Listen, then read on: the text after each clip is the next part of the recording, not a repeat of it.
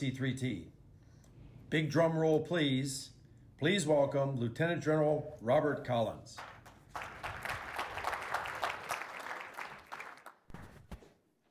So as a signal officer, my first task was to make sure my comms were turned on. So it's already a successful presentation. And it's coming. And Jim, I'm always reminded that you do indeed have the face for radio. So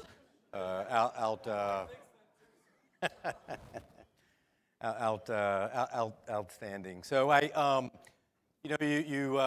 thanks for indulging with the times that you have going on. I guess there are benefits towards going towards the end, and then there's also, because what could be more exciting than having Rob Collins stand up here and talk just a little bit about thoughts on acquisition, right? I'm sure that's everybody just kind of piled right back in the room. But then you also, from what I hear, there's a cascade of questions, right, so that we can get to. And I can't wait to meet this Rob Collins guy. He's just absolutely phenomenal. But no, welcome. I would also say, too, thank you, Jim. Thanks to these venues, and as I mentor some of our younger leaders, one of the things I talk about is just the communications, and so the continued transparency, and I think that's critical, and this venue absolutely, does that. I would say, my message is probably pretty straightforward, and I'll walk through a couple buckets, and then we'll have a couple questions. But in times of ambiguity, or could we say turbulent times, leaders are there to help provide clarity, and also in addition to clarity, I think now I'm taking a little bit step further into also transparency and continue to communications, back to my original theme. But I would tell you that as I stand here, it's pretty clear to me on our department and our Army's vision on the things that we need to be able to do. And I would tell you lethality, and if you're either directly supporting to and contributing to, or somehow connected to one, I'll talk a little bit about the essence of speed, and that's speed not only from warfighter perspective, but how we do things even in our community to move things more quickly. I would tell you to scale, and how do we do things that, in our environment, that yes, we can do it one time, but we've got to be able to produce it at quantity, and we need to do so very rapidly, especially in an Army with a very large scale that we've got. And then the other thing is being good stewards of taxpayer dollars. And yes, I meet with many of you, and I understand there are many pressures that are out there, but we got to do so as we continue to drive down costs. So for me, yes, turbulent, but very clear on where we need to be. I'm exceptionally proud to be able to lead, our enterprise, and advising our acquisition team, being part of our modernization enterprise, and then I'll talk a little bit about too the care and feeding of our workforce. And so that is leadership to me, full contact sport, and that's something that I spend a fair amount of time on, and I think there's direct correlation to good leadership and the ability to make all those other things I talked about too, as well. I've also experienced many things. There's ways to learn. You can do so through repetition and trauma. I prefer, taking lessons learned, like making them lessons applied and having good repetition, and so that's where a lot of this good feedback goes. The first thing, and probably just a little bit of a time, just the overall strategic environment. Hey, you don't have to have a top secret security clearance. You turn on the news, you can see what's going on, where we're pivoting our threat. We've gotten a lot of good insights operationally from an acquisition perspective, and you've probably heard some of those themes that help, as we start to lay out direction. But you can't. It's ubiquitous sensors. We can't hide anywhere on the battle space. Probably one. There is a time. The time is now that in many areas we've got a lot of commercial tech far exceeding and moving more quickly. And so, how do we become early adopters and adapt and embrace that? A lot of these. One of the other lessons we've learned, a lot of things are occurring in urban environments, which causes some unique characteristics and things for our systems to make sure that we can operate, declutter, deduplicate, the things that you need to be able to do with the precision and operate in that environment. And then I think we were hearing earlier too, just the geographic distances that we require to be able to do all this, whether it's logistics, comms. So that's, environment changing. And we in the Army too are adapting, to that. And you probably have heard transformation and contact.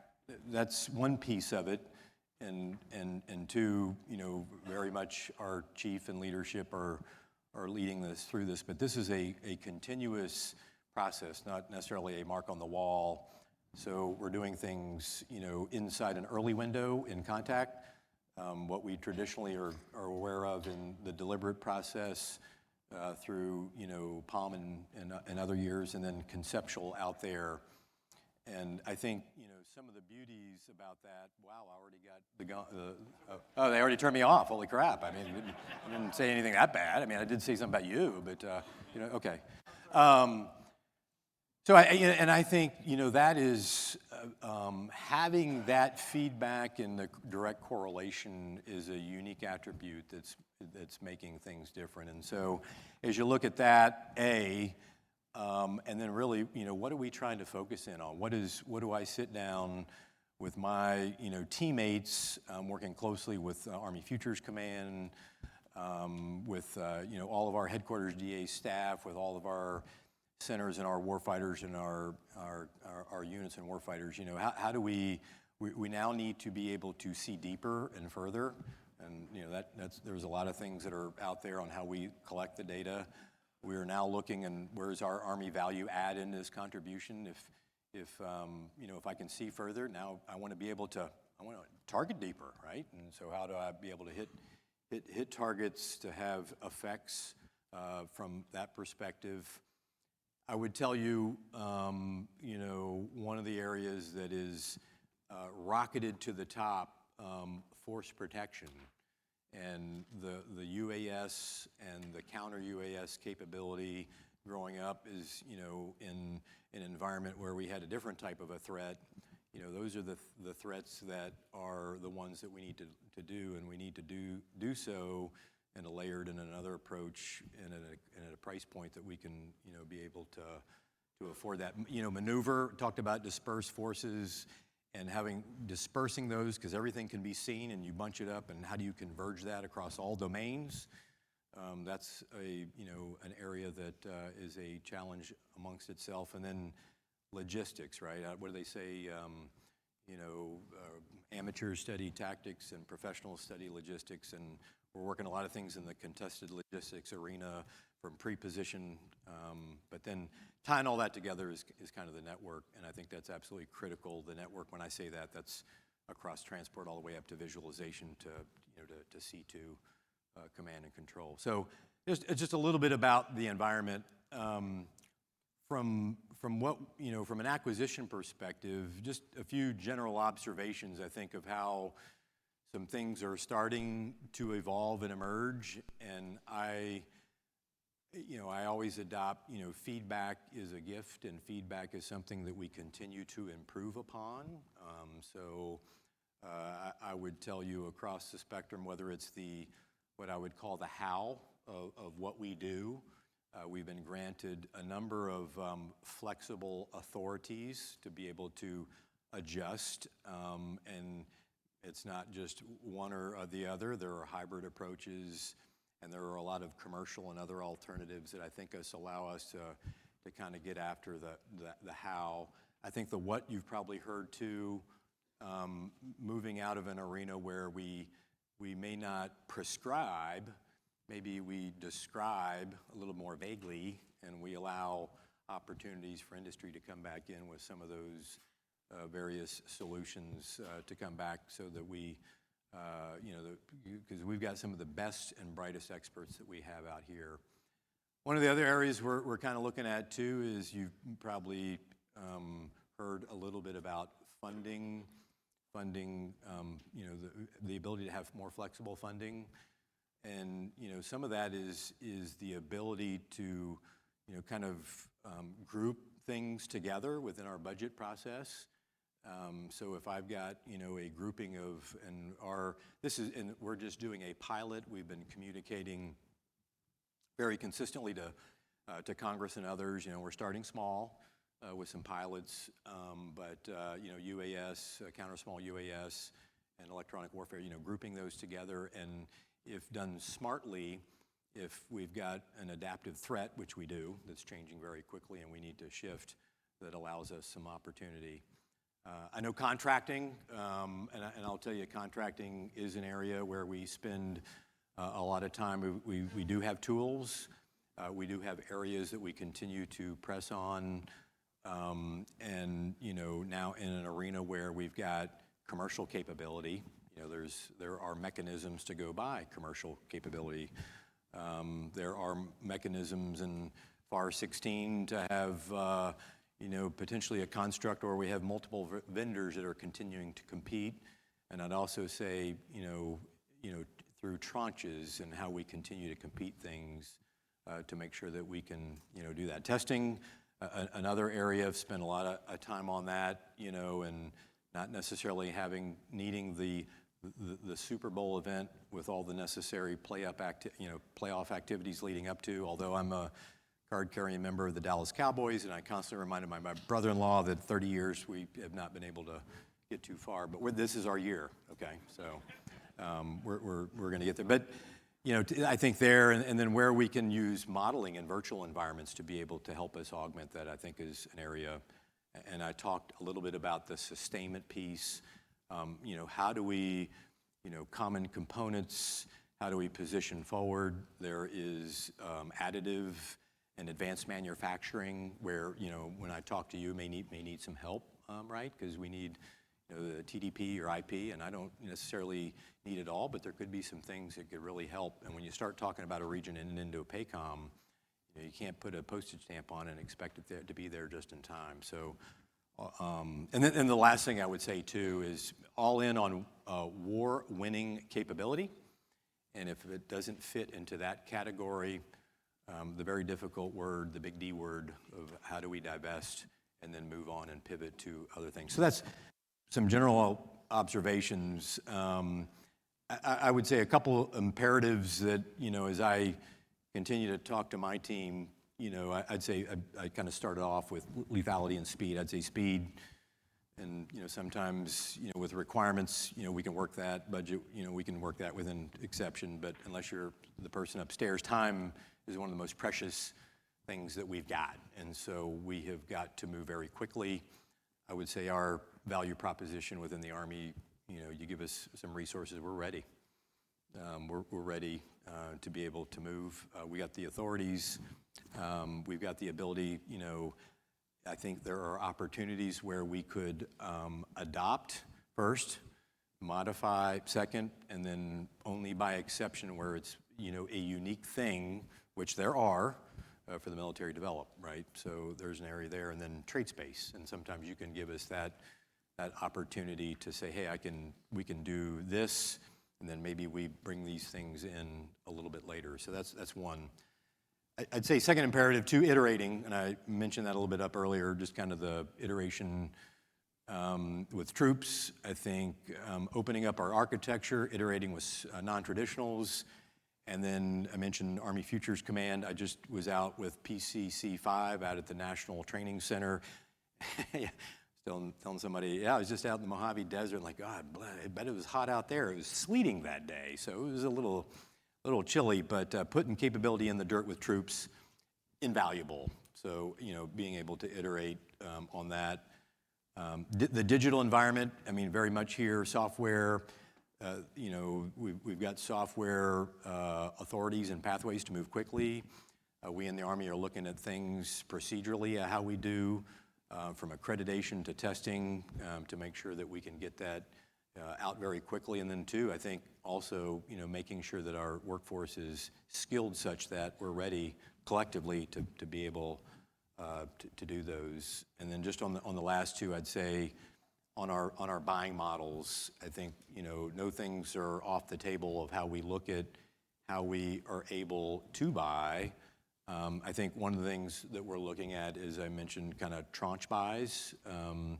And so, thing 1 through 100 of the initial tranche with a competitive environment, meeting the same requirements with an open architecture may just only enhance the capability for the next tranche of capability. So I think how we do that, I think there's models where there may be elements of hardware that we could turn to a commodity.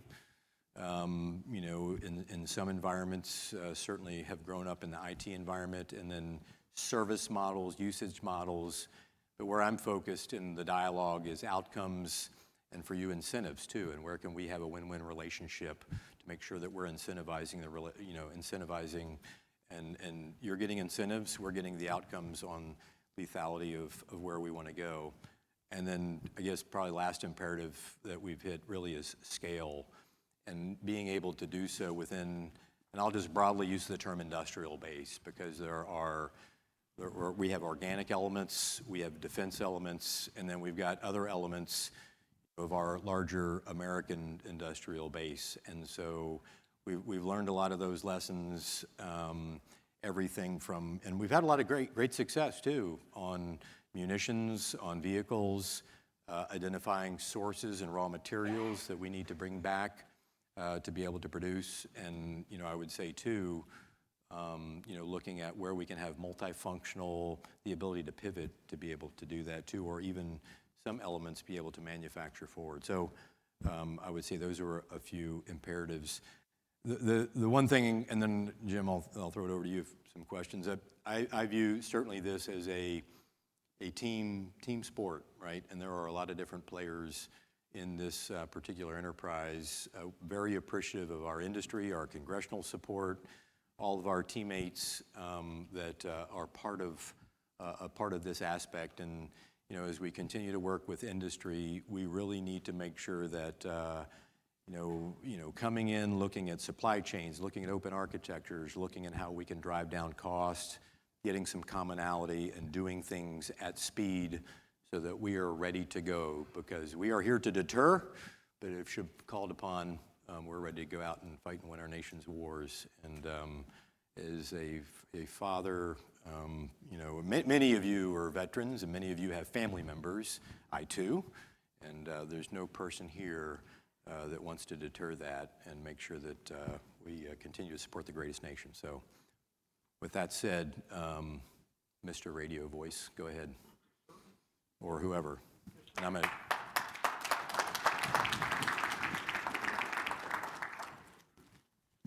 I'm General Collins, first one, and you touched on these elements a little bit.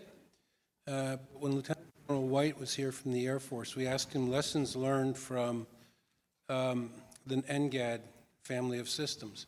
And he said the thing they learned was you have to pay attention to digital engineering and mandate it, open systems architecture, software, and then how to handle IP and technical data packages. Do we need to train our young acquisition officers in those areas so that they can make wise trades? And how is the Army thinking about that? Well, the answer is yes and yes. I think I would tell you that when you talk digital, there's a business and a warfighting aspect, and I think absolutely in a digital environment, I cannot underscore. And so digital upskilling and digital training has probably been one of the areas, and we are allowed to get some workforce development. I'm telling you, I'm a huge fan of leadership, and right under there is getting our technical and all our digital engineering skills. But I think the digital engineering ability to do a digital twin. I don't know who anybody grew up in the old process where you had to do anybody here work in doors with requirements allocation and all that? Remember that? Anybody? Everybody's shy, but you had to do all that. Now you can digital twin, you can design, you can find things, redesign, and you can do so in seconds, manners, tie it into supply chain, figure out things. So I think there are a number of opportunities in that digital environment. And then I think too, just looking at, one of our efficiencies probably back on the services is, from a software service, just looking at all those different things to make sure that we are designing systems well, We are at least working out as many things that we can before we put it in the hands of soldiers, so that, yes, we want to put it in the dirt, but figure some of that out, and I think those digital tools allow us to be able to do that. And it's not, to me, it's really augmenting the experience and the skills of our professionals to do their job even better, as far as I'm. Good question, though. Thank you. General Collins, so the Army has clearly learned many lessons from being the primary executor supporting the Ukraine war. Things like ammunition, missile, ground combat vehicles. What are the lessons learned that you would apply to other theaters, and can you talk about some of the opportunities this has created? Yeah, and so, I talked maybe operationally a little bit about some of the lessons, but I think one of the things that we have found that in certain areas, carrying things along what I would call minimum, rate, or sometimes in munitions, hey, we can always ramp relatively quickly. I think that we've learned that we need to make sure that we can do that.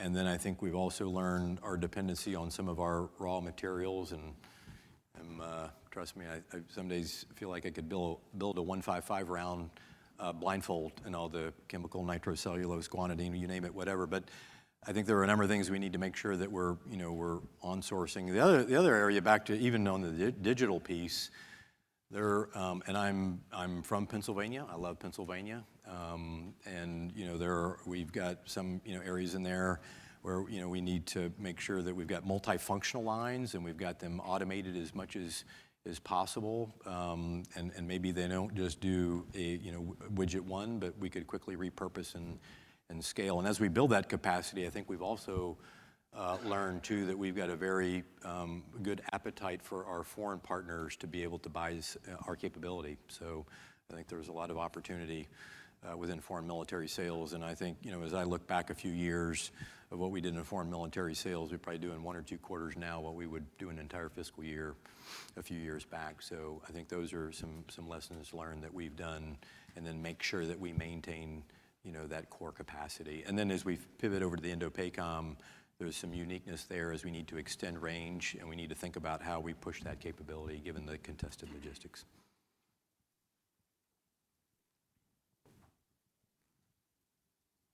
You mentioned working with industry on affordability, IRAD, and CapEx. Are there any specific examples you can give to bring some color to that?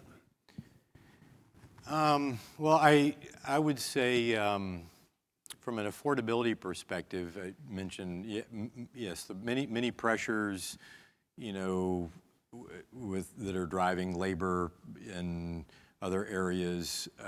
Always we should be good stewards of our taxpayer dollars, and where we can drive, from an affordability, perspective. I do think, one area, kind of UAS type capability is probably one.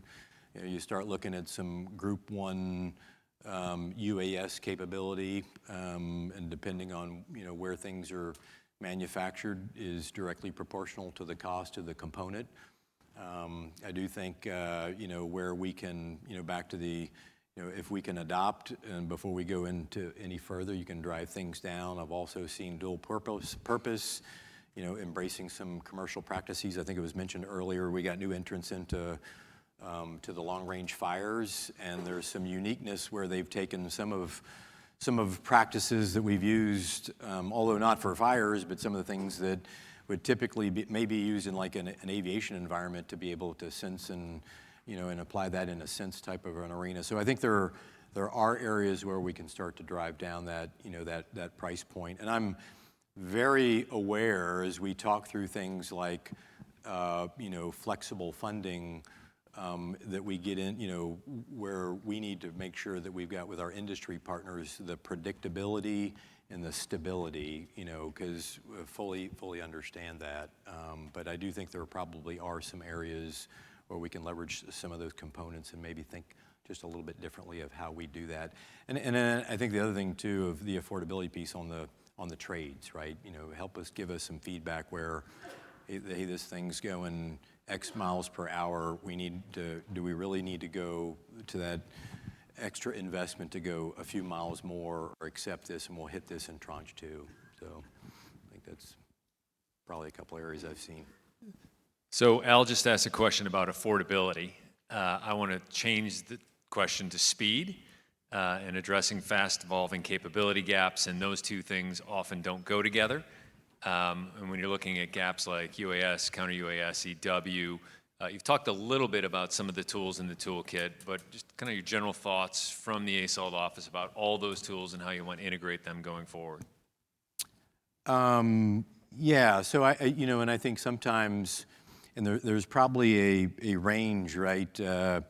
And we'll use the term maybe attritable, right, and a lower cost, and there's an element of scale that is effective in its own, and then there's probably on the other end of the scale too. So I think, as we work through that particular trade, I think they're determining what that balance is probably one.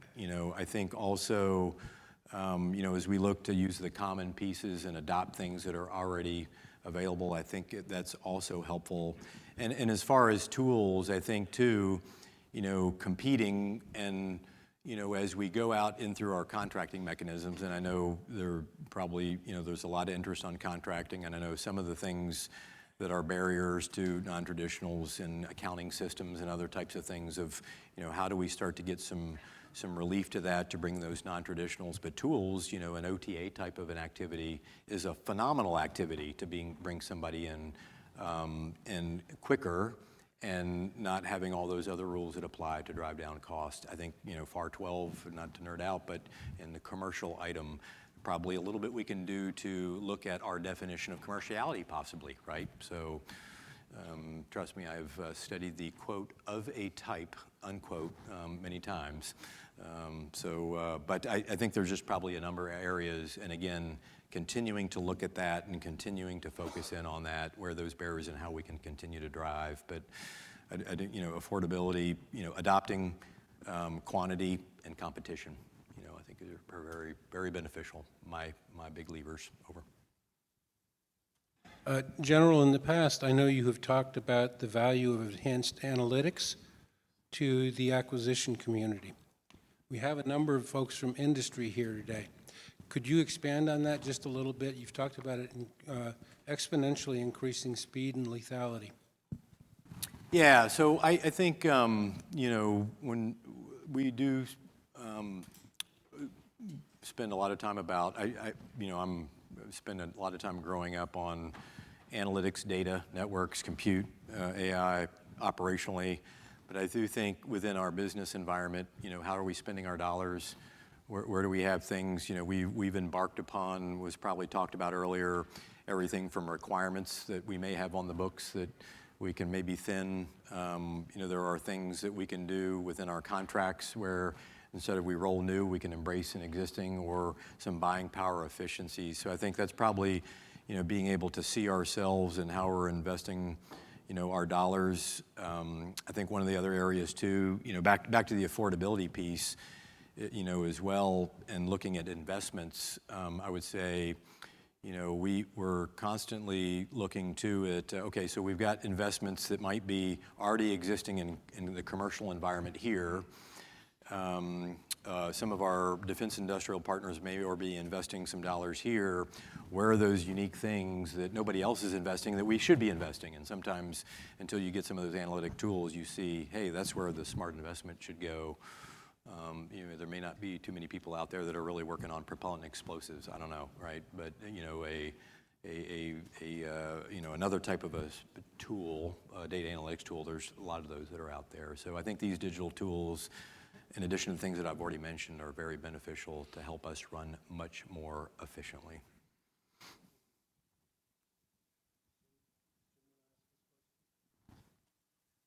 Jim, we'll turn it to you. Sir, I was not trying even to, paying attention. I was Good trying. Lord. I was trying to find that red carpet, sir. Oh, man. Yes, sir. It's on its way. On its way? Yeah. Checks in the mail. I got it. Yes, sir. Yes, sir. Last couple of questions, and we're right at the end of the time. Number one, you began to talk about the Ukraine war, just a foot stomp. Hey, what is it you've really what have you really, lessons learned, has the Army really taken out of the Ukraine war, number one? And number two, because of the fact of the weapons replenishment, what do you feel good about? Do you feel good about Army missiles now? Do you feel good about the Army ammo? Do you feel good about the ground combat vehicles? Give us a sense of what your happiness is with those pieces of the force structure you have. Yeah, so what I would say, never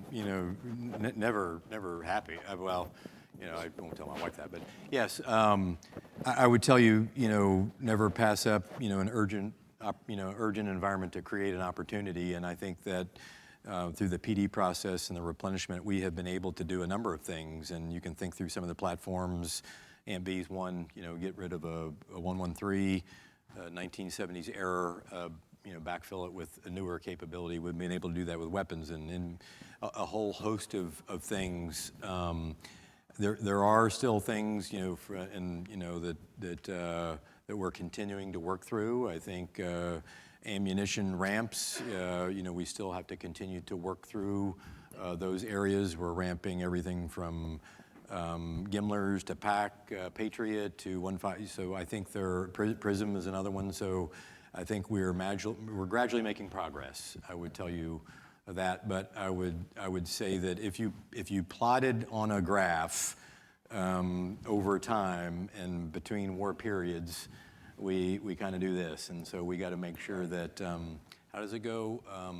History doesn't always repeat itself, but it often rhymes, and so make sure that we can look forward and learn the right lessons and apply the right things moving forward. Yes, so I think that's probably a big area, but I do think at least some of the ingredients and raw material, there's a lot of things that are trending in a very good direction.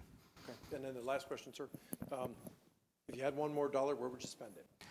Can I get one more? Can I get is this like 9 wishes? Can I get more than $1? I'll give, I wanted to tell the Navy Admiral I need that $1 to go to ships to move my Army equipment. I was surprised. That's what I want to do.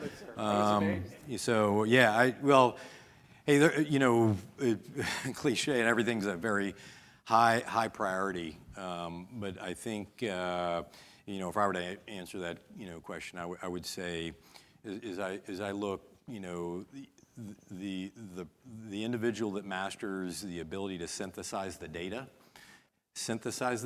and understand the things, the enemy themselves, what's going on, and make those decisions faster is going to provide a competitive advantage in that arena. And so all things are exceptionally important, but I think that was probably in our arena for command and control, both art and science, that piece. Yes, sir. Probably one that I would, but I would certainly put you for another $1. Okay. Yes, sir. And just for the record, just so you know, sir, that's exactly the same answer General Rainey gave. Okay. Yeah. Well spoken, sir. Yeah. Thank you. All right. Well spoken. I started this off by saying thank you. I'm gonna end this by saying I thank each and every one of you for what you do each and every day to contribute to what we do to defend this nation. And very turbulent environment, a lot of stuff going on. But every single one of you, and the most important relationship is between you that are sitting here and the folks that work for you, and never take an opportunity to pat them on the back, tell them they're doing a great job, give them a little guidance, get a little bit of intent, and they will amaze you with what they can do. Thank you very much. Appreciate it.